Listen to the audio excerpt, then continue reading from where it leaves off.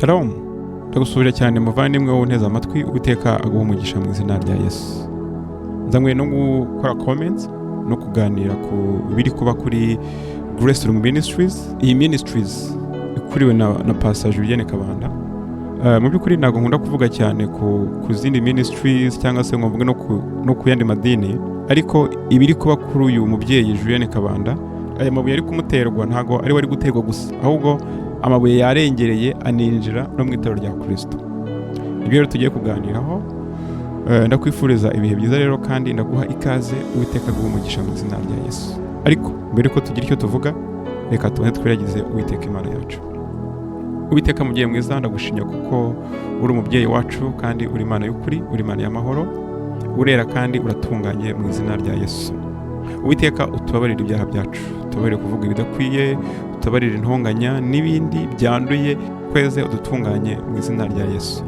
Tugiye rero kuganira ku murimo w'Imana, tugiye kuganira ku ijambo ry'Imana. Turakwinjiza bitaka ngo ubane natwe, uduhe umwuka w'ubwenge, uduhe umwuka wo gusobanukirwa, kandi icyagamira kuburizamo amasezerano yacu, icyagamira kuburizamo gutabaruka kwacu kirimbuke, gikwire imishwaro mu izina rya Yesu. Ubane natwe, umwuka wera utuyobore kandi udukomeze mu izina rya Yesu Kristo namaje nizeye. Amen. Uyu mubyeyi rero Pastor Julienne Kabanda, abantu benshi bakomeje kumuvugaho ibintu byinshi, bakomeje kumuvugaho amagambo menshi, bakomeje kumuvugaho ibintu bigiye bitandukanye, harimo ibyiza, haramuvuga ibyiza, hari abamushima ibyo yagiye akora muri iyi minsi igiye itambutse, ariko hari na benshi cyane kuri social media nka YouTube n'izindi nkoranyambaga bivuye inyuma bikoze mu matako bamutera amabuye kweri. Tugiye rero kubiganiraho, turebe ibiri kuba, turebe ndetse n'abana b'Imana icyo twakwigiraho, kuko igikwiye si ukuvuga ngo ni ibiki biri kumbaho gusa, ahubwo ni irihe somo twakuramo, n'iki twakwigiramo nk'umubiri wa Kristo. Abantu benshi rero barimo baravuga kuri Grace Ministries uko bishakiye, bavuga ibintu bigiye bitandukanye. Abenshi muri bo nta n'amakuru bafite, abenshi muri bo nta n'icyo babiziho, ahubwo bo baragendera ku biri kuvugwa gusa, nyine nabo bakagira icyo bavuga. Hari abagambiriye guprofita ngo bamutuke, hari n'abagambiriye guprofita kugira ngo bavuge nabi umurimo w'Imana muri rusange. Uyu mupastor rero Julienne Kabanda, njye ntabwo nari muzi, nkeka ko n'abantu benshi ntabwo bari bamuzi, kuko abaye viral mu bihe bya vuba, ntabwo yari azwi cyane mu minsi ishize, ariko nkeka ko yanafashijwe cyane nuko ikoranabuhanga ryagiye ryaguka, cyane umuyoboro wa YouTube, ku buryo ubutumwa akora cyangwa se umurimo akora wagiye waguka cyane ugereranyije nuko yatangije uyu murimo. Amakuru rero ngiye gusa nkaho ntangirira kuvugaho ni amakuru nakuye ku rubuga rwe rwa internet, kuri website ye graceministries.org. akaba aryo ngiye gusa nkaho mvugaho, kugira ngo wenda n'utaruzi uyu mubyeyi cyangwa se uyu mupastor amenye uwo ari we, amenye ibyo yakoraga ndetse n'intego yari afite. Njye navuga amakuru yanditse ku rubuga rwabo, cyangwa se ibyo bo bivugiye biri ku rubuga rwabo. Ibyo kuba baramufungiye, ibyo kuba hari ibyo atari yujuje, ibyo ngibyo njye ntabwo ndi bubivugeho, kuko ajya kwaka ibyo byangombwa ntabwo twari duhari. Nkeka ko n'abarimo bamuvugaho ajya kubyaka ntimwari muhari, nta nubwo yabagishije inama. Ubwo rero numva twabirekera ababishinzwe bakabigenzura, ubwo nibo bazamenya icyo gukora. Ariko twebwe icyo twavuga ni icyo twahawe, icyo yatugejejeho nk'ijambo ry'Imana, cyangwa se icyo yitaga ijambo ry'Imana, cyangwa se n'inyandiko zanditse ku rubuga rwe rwa internet. So iyo ugiye ku rubuga rwe rwa internet rero, iyi Grace Ministries basobanura icyo ari cyo. Bavuga ati iyi Grace Ministry is a faith-based not for profit organization. Nuvuga ngo ni ishyirahamwe rishingiye ku kwizera, ntabwo ari ishyirahamwe rishingiye ku nyungu. Iyi ministry rero yatangiye mu 2018. Urumva rero yatangiye kera, ahubwo nuko atarazwi. Avuga rero ko abatera inkunga iyi ministry ye ni inshuti ndetse n'abafatanyabikorwa bari hirya no hino ku isi. Iyi ministry yashinzwe na Pastor Julienne Kabanda, akaba ari we mu pasiteri uyoboye iyi ministry. Iyi ministry bavuga ko nta dini ishingiyeho cyangwa se yubakiyeho, ahubwo intego yayo ngo ari ukugeza ku bantu umucyo wa Kristo. iyi ministry rero bafite vision cyangwa se intumbero.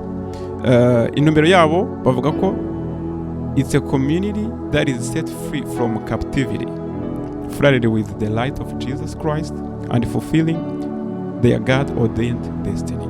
So, bavuga ko ari abantu babatuwe kandi bakaba baraviriwe n'umucyo wa Kristo, ndetse bakaba barageze ku ntego cyangwa se barageze ku igeno Imana yari yarabateguriye. Noneho iyi ministry ikaba ifite intego yabo rero ni iyi: transforming lives with the gospel of Jesus Christ and acts of compassion. Intego yabo ni uguhindura ubuzima bw'abantu bakoresheje ubutumwa bwiza bwa Kristo, ndetse banakora ibikorwa by'ubufasha.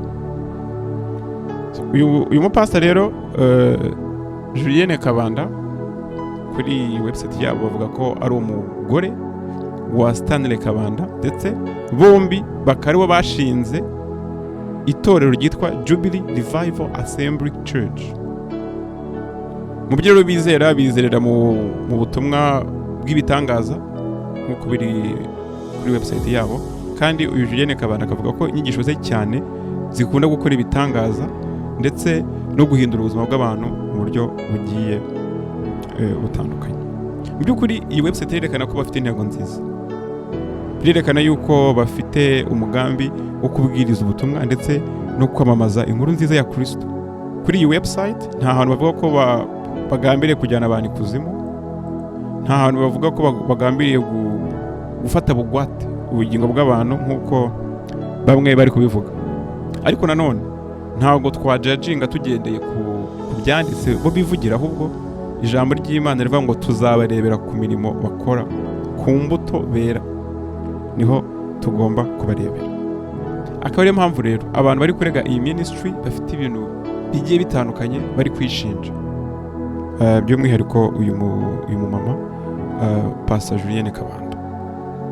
Akaba ari byongeye gukoraho commentaire kugira ngo turebe koko ese bifite ishingiro ibi bintu barimo bamurega cyangwa ntabwo ari na ngombwa ko abantu babyibandaho.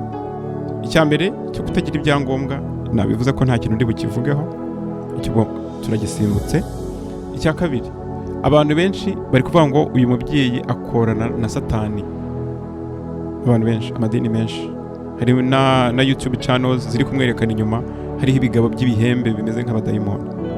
Ariko se mupima mute umuntu ukorana na Satani n'udakorana na Satani?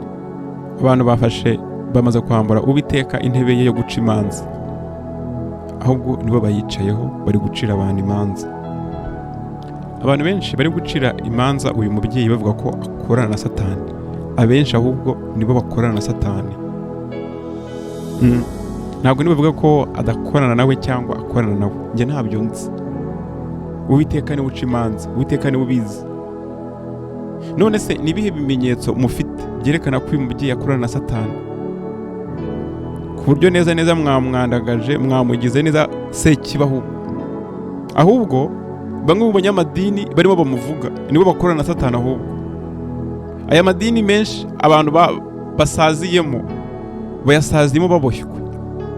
Abantu bayarimo bafite abadayimoni, abantu bayarimo bafite uburwayi bugiye kubarimbura, abantu bayarimo bafite ubukene bugiye kubarangiza, abantu bayarimo bafite agahinda gakabije, abantu bayarimo bamerewe nabi. None se ahubwo urumva atari mwebwe mufasha Satani? Aya madini arimo amushinja, abenshi bagoretse ijambo ry'Imana, ntibigisha ijambo ry'Imana nk'uko biri. Bagiye bakoramo duke mu ijambo ry'Imana tubahikira, ibindi bashyira ku ruhande. None se mwe mukora ibyo ngibyo tuvuga ko ari mwebwe bakristo? Ni mwebwe mukora se bikwiye? Benshi nibo bamutera amabuye, ntibashobora gutera amabuye ikindi kibi kiri hanze, ntibashobora gutera amabuye ibindi bibi bikorwa, ahubwo babonye insina ngufi yo gutera amabuye koko. Hari abapfumu bari mu gihugu, urenze ingo nke cyane, buri mudugudu harimo umupfumu, buri mudugudu harimo umurozi. Abo ngabo ko mutaza kuri YouTube ngo mubatera amabuye, ari ibikoresho bigeruye bya Satani, aribo batwara ubugingo bw'abantu. Ahubwo mwebwe muri gutukuye umubyeyi, mumuciraho iteka, mumuciraho imanza, mwamaze kumugeza ikuzimu neza, iyo muvuye gusenga mujya mu bapfumu, iyo muvuye gusenga muraroga. Benshi muri mwe muraroga. Ushobora kuba utanafata ibintu ngo ubivangavangwe ugire uburoga, ariko amagambo uvuga uroga abandi. Amagambo uvuga yica abandi mu mutwe. Amagambo uvuga atera abandi agahinda. None se ubwo ukwera Satani nina ari wowe n'uyu mubyeyi? Abantu bamwe baravuga ngo bambaye imyenda y'imyeru, izi white gowns bari bambaye, amateraniro bambaye imyenda y'umweru. Nyewe ntago nzi iyi white gown churches, ntago aya madini nyazi. Bivugwa ko ngo hari amadini akorana na sekibi yambara imyenda y'umweru. Ayo madini nge ntayo nzi, ariko reka tuvuge ko ari nabyo.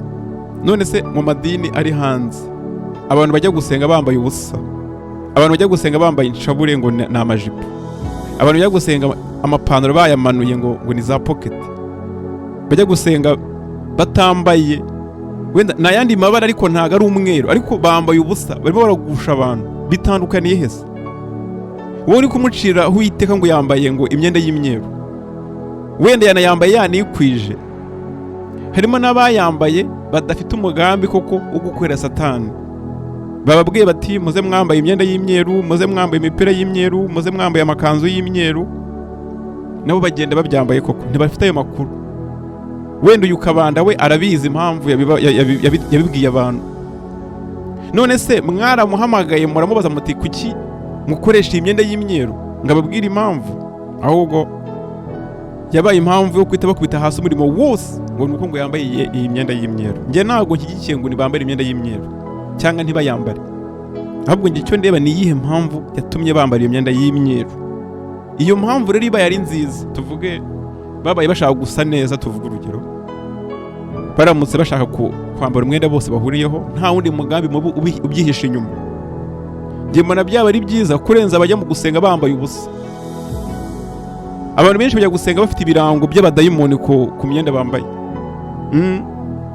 Niba ujya gusenga umwenda wawe wanditseho ibirango bya Satani, hariho inyenyeri za Satani, hari ibirango by'abayiliminati, wowe imyenda wambaye ni mibi cyane kurenza imyenda y'imyeru. Nimba ujya gusenga wambaye inkweto zakorewe mu nganda z'abayiliminati, tuvuge n'aba Freemasons, wambaye imyenda yamamaza abahanzi bakorana na Satani, wambaye imyenda yamamaza inganda za sekibi, bivuga ngo wowe urimo uramwamamaza kurenza n'uyu nguyu yambara imyenda y'imyeru. Ahubwo abantu bihutira guca imanza batabanje no kwigenzura bo ubwawe. Harimo n'abavuze ngo yagiye Nigeria ngo gukurayo imbaraga. Tuvuge se ko umuntu wese wagiye Nigeria aba yagiye ikuzimu? Nigeria se nta bantu bubaha Imana bariyo? None se abantu muri Nigeria ziriya miliyoni ziriyo, Nigeria niyo ituwe cyane muri Afurika, bose bazarimbuka nta bantu b'Imana bariyo? Umuntu wagiye muri Nigeria wese aba yarimbutse. Ibi ngibi navuga ko harimo n'ubujiji kurenza kuba harimo gusesengura bikwiye, harimo n'ubujiji no kwirengagiza. Twebwe turi guciraho aba Nigeria aho iteka ari twe dufite ikibazo, ahubwo dukwiye kuba maso. Ikindi ngo ari gutangaho abantu ibitambo. Iki ni ikintu gikomeye. Ufite ibihamya yuko abantu basengereye batangwaho ibitambo? Kubera yuko amadini menshi ahubwo niyo atangaho abantu ibitambo.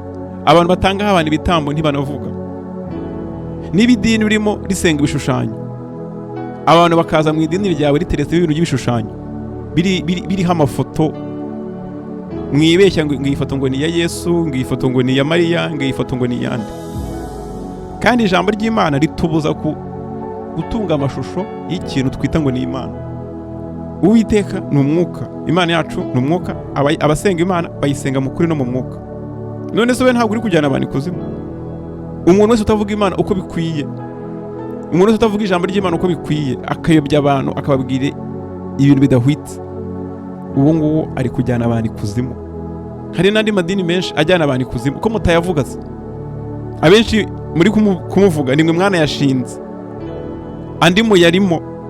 We banza wigenzure urebe idini urimo. Idini urimo ntabwo rijyana abantu ikuzimu, ku buryo ahubwo wafashe uyu mubyeyi mbese niwe ujyana abantu ikuzimu. Wowe uri umumarayika. Tube maso twigenzure. Ijambo ry'Imana rivuga ngo kubw'ibyo byasezeranijwe ikwiyezeho imyanda yose y'umwuka ndetse n'umubiri. Numva ko nta dini riri mu Rwanda ryari rikwiye gutera amabuye uyu mubyeyi, kuko byose ni kimwe. Nta mpinduka nyinshi tubona, yaba mu mico y'abantu, yaba mu buzima bw'abantu bwa buri munsi. Abantu babayeho nabi, abantu babayeho mu burwayi, mu bigeragezo, mu bintu bigiye bitandukanye. Ntabwo mwigisha abantu iby'umwuka, mubigisha ibyo mwishakiye, mubigisha amahame y'amadini.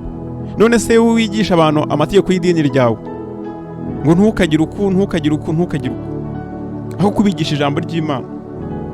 Ni wowe utajyana abantu ikuzimu, ni wowe udatanga abantu nk'ibitambo. Ngo ministry ye ngo yarakuze cyane, ngo irazamuka, ngo igera kure.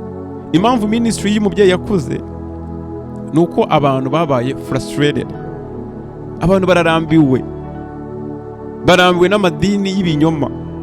Abantu barambiwe n'amadini ababwira ubusa. Abantu barambiwe n'amadini basaziyemo. Umusore arakura akabona idini isi yavukiyemo, yakuriyemo, ntacyo ryabamariye. N'ubundi ubuzima babayemo ntaho butandukaniye n'ubuzima bw'abadasenga. Niba rero aje akabona aho bakora ibitangaza, akabona aho bamuha amafaranga, nyine arajyayo.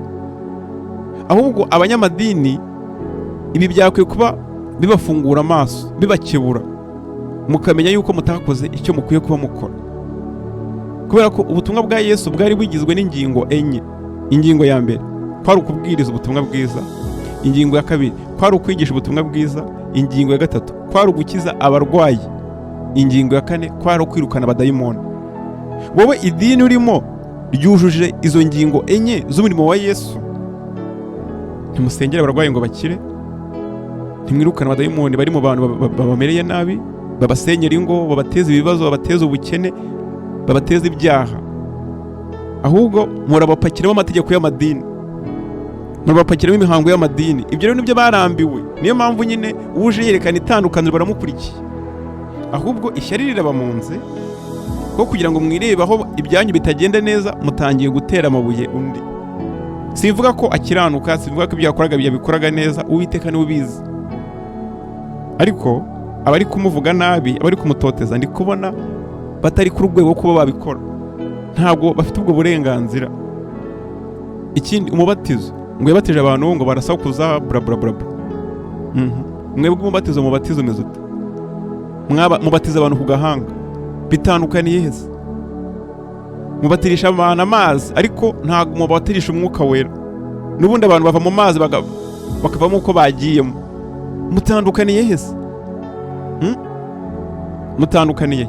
Ahubwo we yavuga ati okay, kuriya basakuzaga n'umwuka wera, niko yavuga. Ariko se mwemwe mu mushinja umubatizo wanyu umeze ute? Ni umubatizo w'ukuri? Bene data, twigenzure kurenza uko twajya kugenzura abandi ngo tubashinje ibibi. Amafaranga, uza amafaranga amadini abitse ku makonti yabo. Uza ya madini abantu barimo amafaranga bafite kuri za konti mu gihe abaturage bamerewe nayo bashonje. Uza amafaranga abapastor n'ababishops batunze ku ma account yabo. Reka twigenzure kandi tureke kuba babigiyo bijya. Ahubwo turinde ubugingo bwacu kuruca ibintu byose birindwa. Harimo n'abavuga ngo ni umupasiteri ngo w'umugore, hari n'abavuga ngo ni gute umugore ngo yigisha. Mbese byabaye ibintu byinshi. Ariko ibi byose navuga yuko abari kumutera amabuye, abari kumuvuga ibibi, nibo bakwiye kuba bigenzura ahubwo kurenza uko barimo bashinja uyu mubyeyi. Nibe nawe yakoze icyo ashoboye, yabashije kumutiva urubyiruko ruramukurikira. None se wakoze iki? Wakwiye kumukosoresha ibyiza, ijambo ry'Imana. Kavuga uti ntago wabatiza wowe ukuriye wabatije, babatiza gutya ukamwerekera. Ijambo ry'Imana ribwirizwa rirye, ukabikoresha ingiro kurenza amagambo. Abantu bose rega bavuga. Nimba uvuga ngo akorana n'abadayimoni, twereke noneho ibitari abadayimoni bo. Amasengesho akora ngo ni amasengesho y'ikuzimu, twereke amasengesho ya nyayo. Ngicyo icyo tukwiye gukora.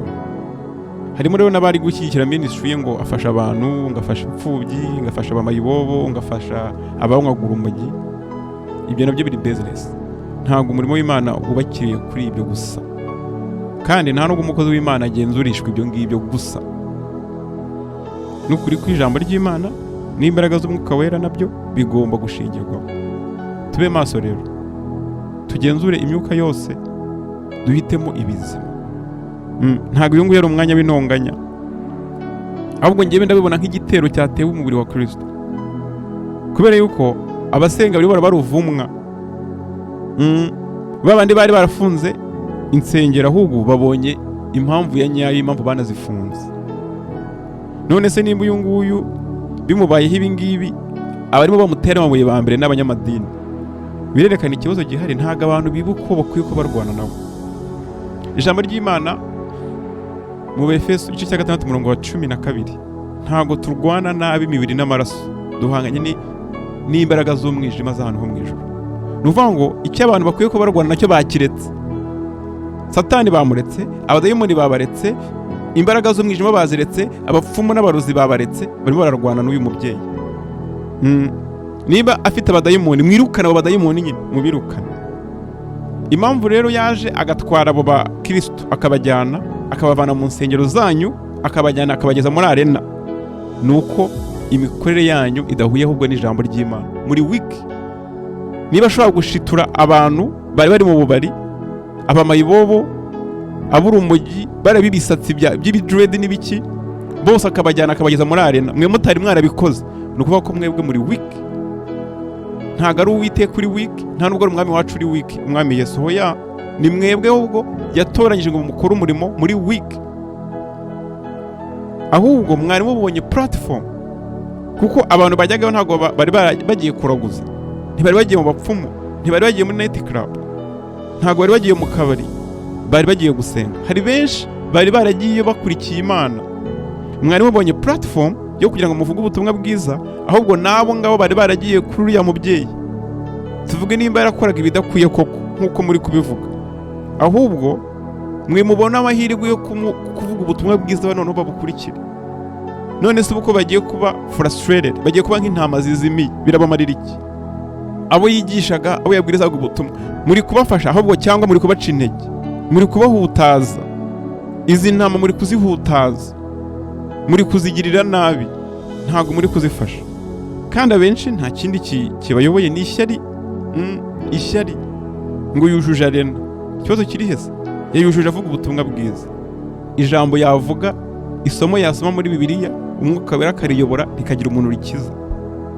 Abo mukwiye kuba murwanya ni abarozi, ni abapfumu, bafata abantu ku ngufu, batangaho abantu ibitambo. Mwebwe muzi abantu batangaho abantu ibitambo?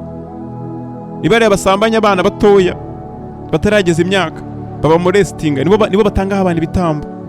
Ni ababyeyi basambanya abana babo, ni abagabo basambanya abana b'abakobwa babatangaho ibitambo kugira ngo babone ubutunzi. Abo ngabo ntimwagiye kwerura ngo bavuge, ahubwo mugiye gutera amabuye uyu mubyeyi. Ni aya madini akora na Illuminati, amadini akomoka muri Amerika, amadini akomoka i Roma, amadini akomoka mu Burayi, y'aba Illuminati, y'aba Freemasons.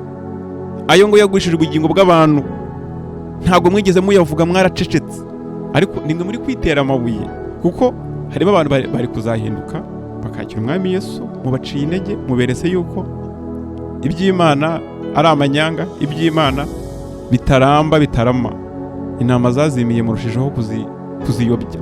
Ijambo ry'Imana muri Yakobo igice cya 4 guhera ku murongo wa 1 haravuga ngo, mbese muri mwe intambara zivahe n'intonganya zivahe?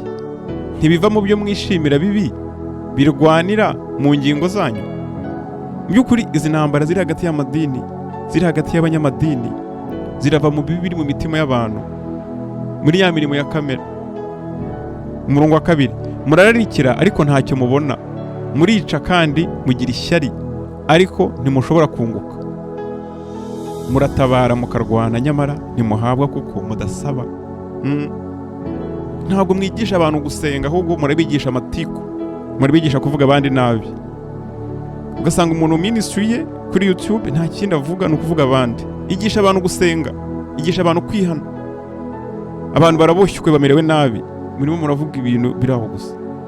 Umurongo wa 3, murasaba ntimuhawe kuko musaba nabi, mushaka kubyayisha irari ryanyu ribi. benshi barimo bavuga n'umubyeyi nta kindi kiri kubibatera n'irari ribi. Harimo n'abadasenga n'abapagani nabo, abatinganyi, abasinzi, abasambanyi bari gutera uyu mubyeyi amabuye. Bitandukaniye heza ibyo muri kumuvuga tuvuga ko yabikoze, none se bitandukaniye he n'ibyo twebwe dukora? Umurongo wa 4, yemwe basambanyi namwe basambanyi kazi, ntimuzi yuko ubushuti bw'iby'isi butera kwangwa n'Imana? Nuko rero umuntu wese ushaka kuba inshuti y'iby'isi aba yihinduye umwanzi w'Imana.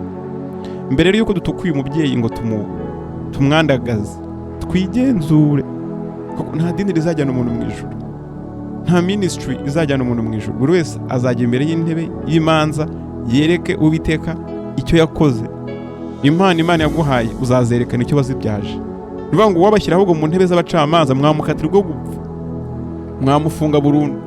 Ariko ako ntago ari akazi kanyu, ntago ari akazi kacu, ntago twemerewe gucanaho imanza.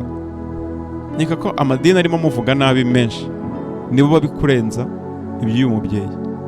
Uwaza akarambura ibyo bakora amadini yabo ni bibi cyane, ni bibi cyane. Tube maso rero.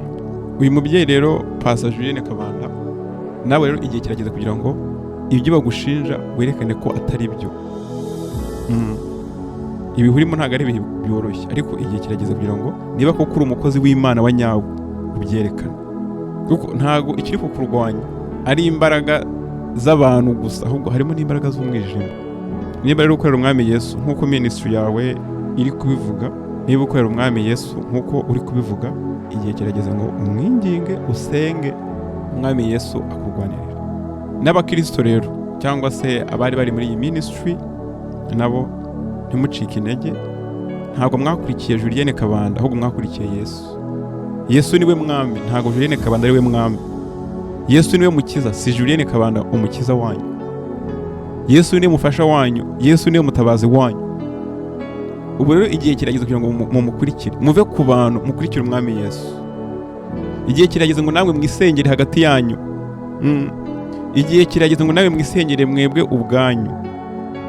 Ibintu byo kudipendinga ku bantu namwe mwiboneye yuko ntacyo bimaze, ahubwo mudipendinge ku Mana. Nange mukuru ubushakashatsi, niba babarega mu itorero ryanyu ibi n'ibi, mukuru ubushakashatsi, musome ijambo ry'Imana, mushake muzabona, mukomange muzakingurirwa, musabe muzahabwa.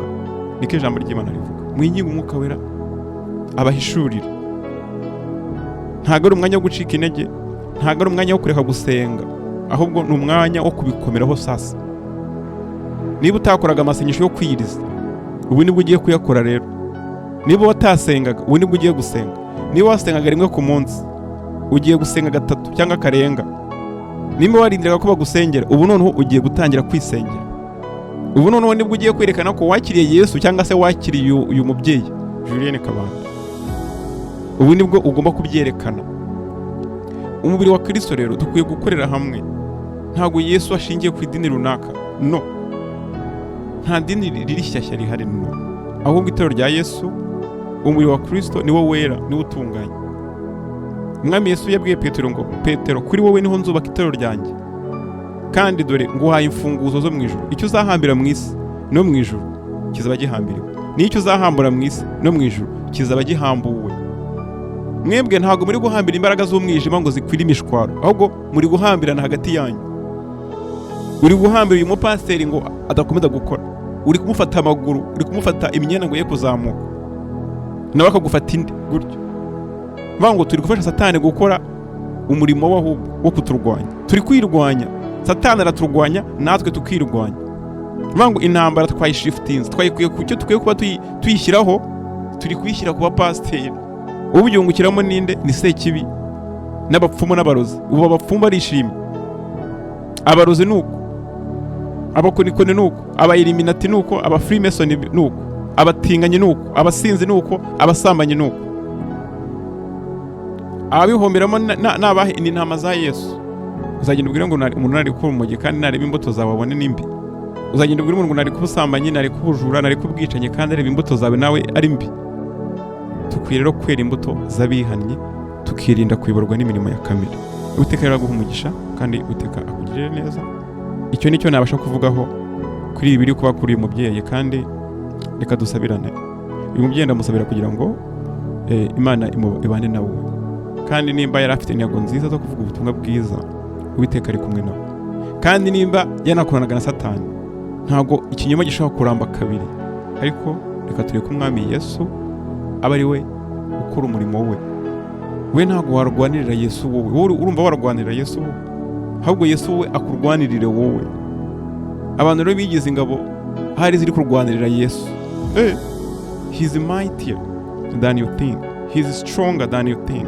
You cannot fight for him. He is fighting for you. He fights for you. Uwiteka rero akugirire neza mu izina rya Yesu. Mwami Yesu ndagushimira kuko uri umwami, icyubahiro n'ikibi cyawe mu izina rya Yesu. Imbaraga z'umwijima, imbaraga z'abadayimoni, imbaraga z'ikibi ziza kurwanya itorero rya Yesu, izo mbaraga nizirimbuke mu izina rya Yesu. Mwami Yesu waduhaye ubutware bwo gukandagira inzoka na scorpion. Inzoka na scorpion nta kindi n'abadayimoni, n'imyuka mibi, n'imbaraga z'umwijima. Ni za mbaraga zikora n'abapfumu n'abarozi. Hari n'abapfumu n'abarozi bari kuri YouTube, bari kuri za social media bagambiriye kurwanya itorero rya Yesu. Abo ngabo nibakwira imishwaro mu izina rya Yesu. Imbaraga z'umwijima zishaka gucamo itorero mo kabiri. Imbaraga z'umwijima zishaka gucamo ibice itorero. Imbaraga z'umwijima zishaka guca intege itorero. Izo mbaraga nizirimbuke mu izina rya Yesu. Abadayimoni bashaka gutoteza abana b'Imana, bashaka gusubiza umurimo w'Imana inyuma, abo badayimoni bakwira imishwaro batatane mu izina rya Yesu. Uwiteka rero bane natwe, twongera imbaraga kandi uduhe ubwenge, uduhe gusobanukirwa. Imirimo ya kamere tuyikurweho, ahubwo utwambike imirimo myiza, imbuto z'abihana. Utwambike gukenuka kwa Kristo nk'icyuma gikingira igituza cyacu, kandi utwambike ingabo nko kwizera, ariko turinde imyambi ya Satani. Utwambike ubutumwa bwiza nk'inkweto, kandi utwambike ingofero nk'agakiza ndetse n'ibyiringiro byo muri Kristo Yesu. Mwami mwiza utuyobore, Mwami mwiza udukomeze, Mwami mwiza utugirire neza. Icyubahiro n'ikibi cyawe none n'iteka ryose bisabye nizeye mu izina rya Yesu. Amen. Muvandimwe Uwiteka aguhe umugisha. Shalom.